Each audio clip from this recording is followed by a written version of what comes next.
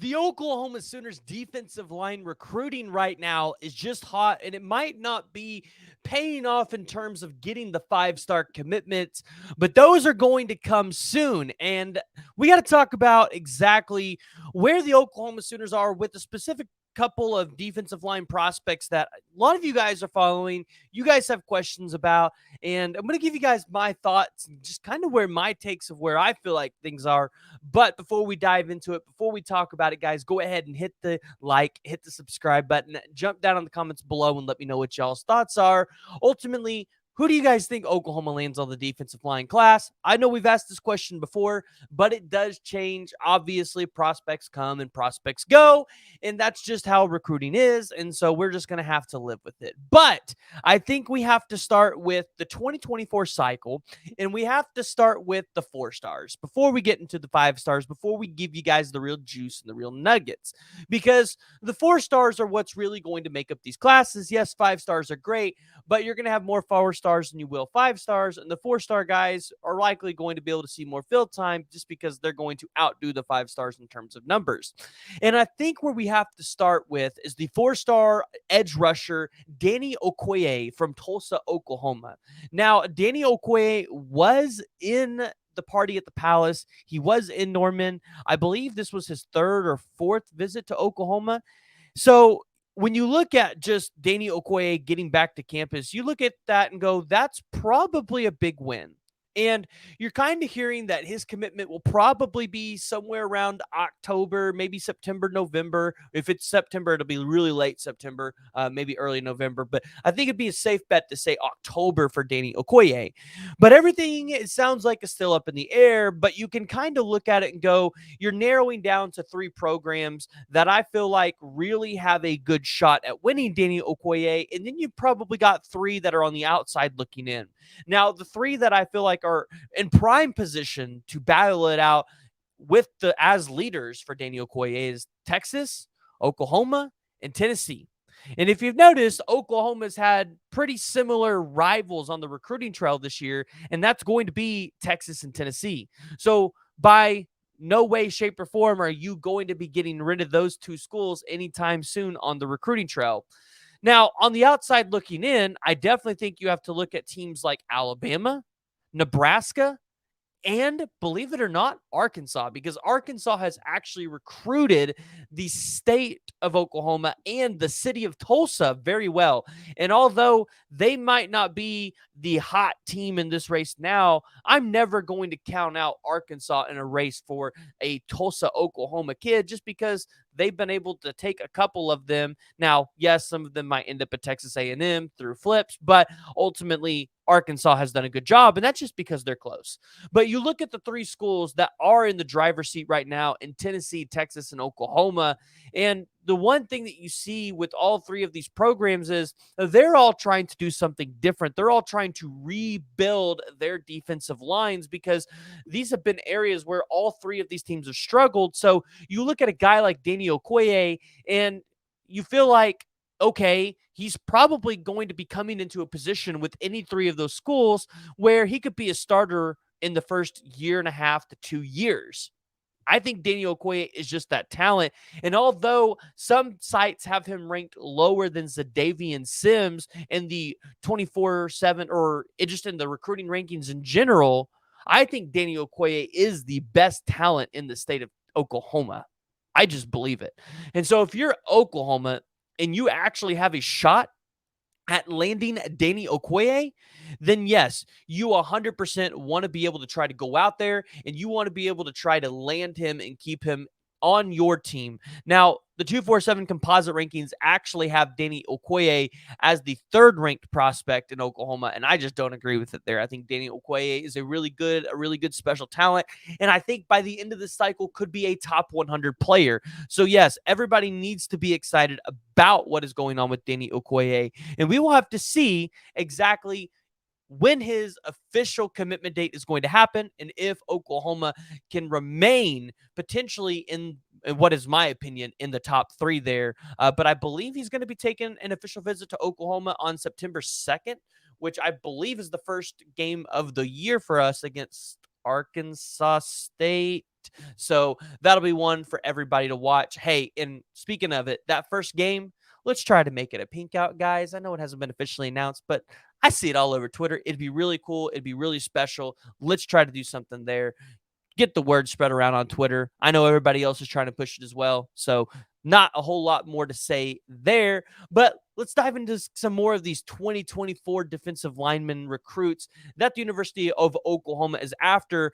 And we're going to stay on the edge and we're going to look at Zina Yumio-Azulu. Now, if you've watched this show and you've watched me talk about Zina and my thoughts, then you know that I really like Zina to be an Oklahoma Sooner. I do think Colin Simmons potentially going to LSU changes things because Colin Simmons is one of the top defensive line prospects in the country. And for a while, you felt like things were trending in Texas's direction. And now you look at it and you see Caden Durham. He's got his announcement date set. All eyes are trending to LSU. Colin Simmons announces that he's going to be committing the same day as his teammate, Caden Durham, out of Duncanville, Texas. LSU's been in this race for a while. And although LSU's defensive line coach is having to take a leave of absence, which we don't really dive into those situations a whole lot, but just prayers up to him and hope that he gets better, Colin Simmons to LSU could completely change the landscape of not only Texas and LSU defensive line recruiting, but Oklahoma as well. Because you would have to imagine if they miss out on Colin Simmons, they're going to probably be going all in on Zina Yumio-Azulu. And with them already having his older brother there, maybe that's just too much for Oklahoma to overcome. I'll say this.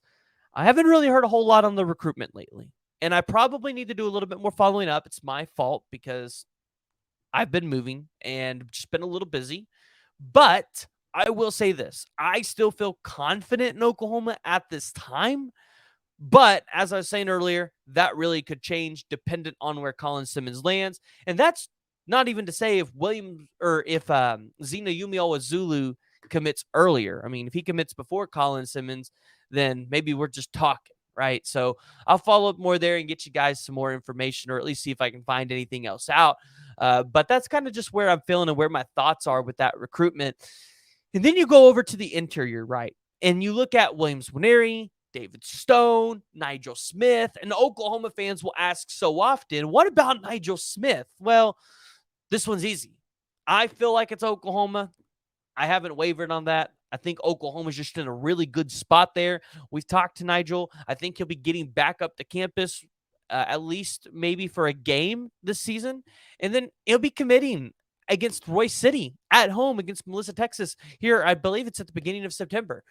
Jay and myself will be out at that game, and we'll be out at that commitment, and we'll try to have something else for you guys there, following up on his recruitment. But I believe Nigel Smith will be a Sooner. I believe he will be in an Oklahoma uniform and be a part of this special defensive line that Todd Bates and the staff is really trying to develop and really build. So now we have to talk about the 5-star defensive linemen. David Stone, Williams Nwaneri, Dominick McKinley.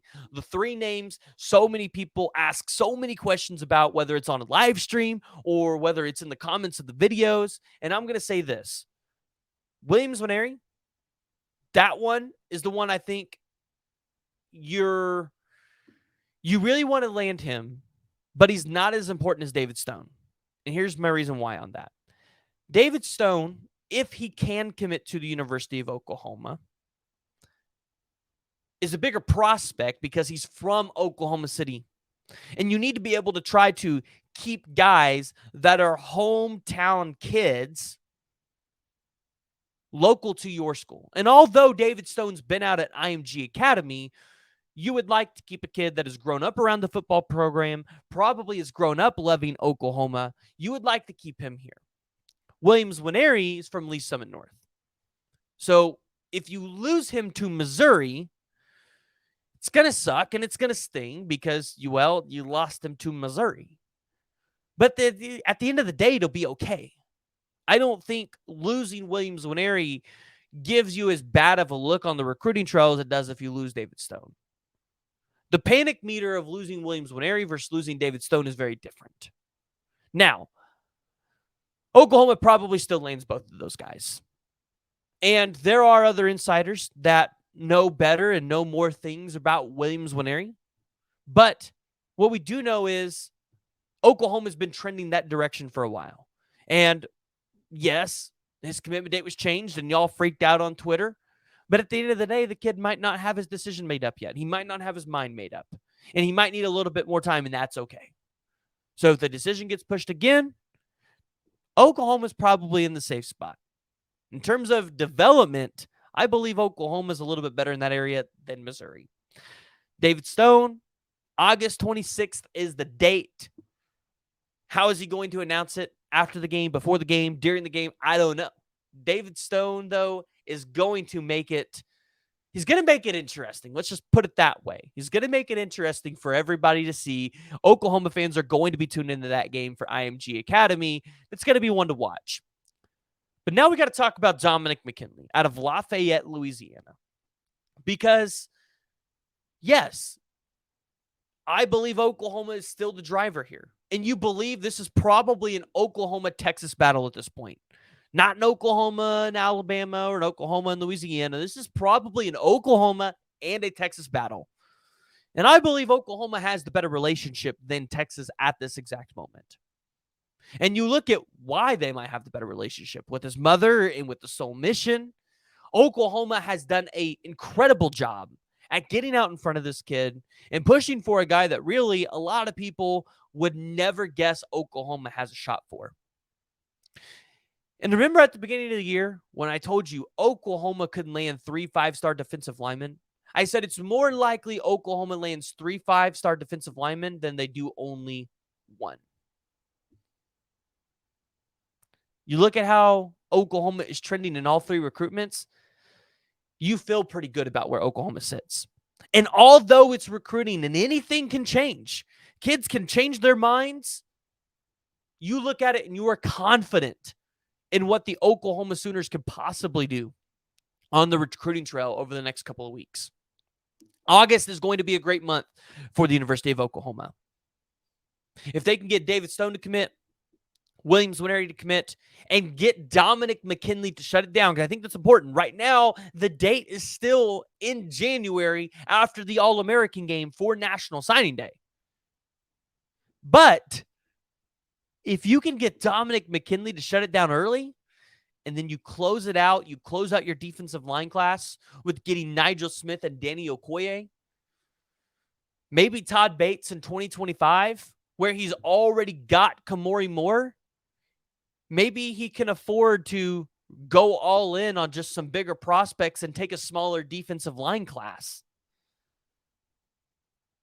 I mean, how awesome would it be to have a guy like Kamori Moore, who's going to be a 4-star prospect by the end of the 2025 cycle, and maybe go out here and get a guy like DJ Sanders out of Bellevue, Texas, a 4-star defensive lineman, or Ethan Utley out of Nashville, Tennessee, or a Lance Jackson out of Texarkana, Arkansas, Xavier Ukponu out of Denton Geyer.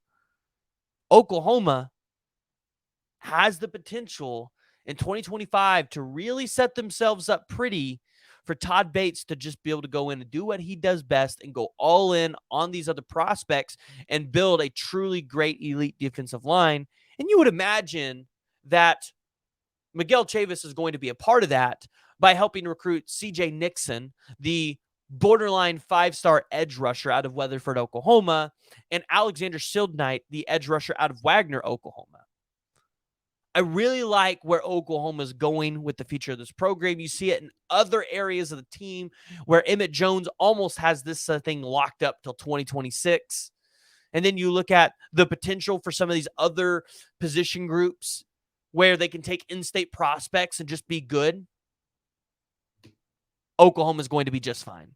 And although there still might be haters, there still might be doubters out there,